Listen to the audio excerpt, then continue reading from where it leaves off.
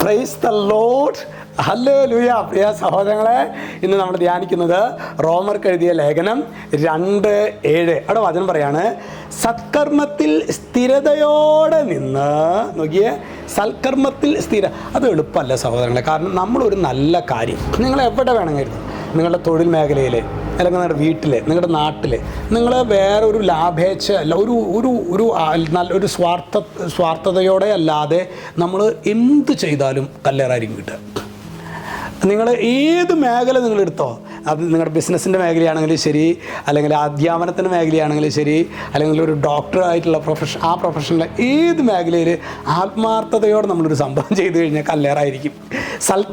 അതാണ് സത്കർമ്മത്തിൽ സ്ഥിരതയോടെ നിന്ന് മഹത്വവും ബഹുമാനവും അക്ഷയത്വവും അന്വേഷിക്കുന്നവർക്ക് അവിടുന്ന് നിത്യജീവൻ പ്രദാനം ചെയ്യും. അപ്പോൾ നമ്മൾ വിചാരിക്കരുത്, നമ്മൾ കുറേ നല്ല കാര്യങ്ങൾ ചെയ്യുമ്പോൾ, അല്ലെങ്കിൽ ഈശോയ്ക്ക് സാക്ഷ്യം വഹിക്കുന്ന കാര്യം തന്നെ ആവട്ടെ, നമ്മളങ്ങനെ ശരിക്കും ഓർത്ത് വചനം എടുക്കുന്നു, ഫാസ്റ്റിംഗ് എടുക്കുന്നു, നമ്മളുടെ പൈസ എടുത്തിട്ട് നമ്മൾ മറ്റുള്ളവർക്ക് കൊടുത്ത് സുവിശേഷ വേല ചെയ്യുന്നു, ഇതൊക്കെ ചെയ്തിട്ട് അവർ തന്നെ നമ്മളെ തിരിച്ച് ആക്രമിക്കുന്നു.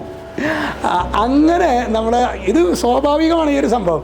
പക്ഷേ ഇങ്ങനെ ഓപ്പോസിറ്റായിട്ടുള്ള അനുഭവങ്ങൾ വരുമ്പോഴും നോക്കിയ സത്കർമ്മത്തിൽ സ്ഥിരതയോടെ നിന്ന് മഹത്വവും ബഹുമാനവും അക്ഷയത്വം, അതായത് മരിക്കാത്ത അവസ്ഥ, അക്ഷയത്വവും അന്വേഷിക്കുന്നവർക്കാണ് അവിടുന്ന് നിത്യജീവൻ പ്രദാനം ചെയ്യും. അതായത് മരണത്തിനപ്പുറത്ത് ലോകമാണ് നിന്റെ ആശയെങ്കിൽ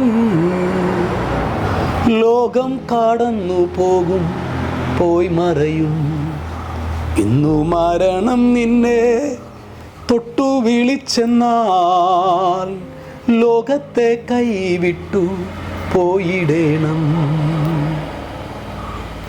രക്ഷിതാവായ യേശുക്രിസ്തുവിൻ്റെ നാമത്തിൽ അനുഗ്രഹിക്കുന്നു. എപ്പോഴും എന്നേക്കും. ആമേൻ.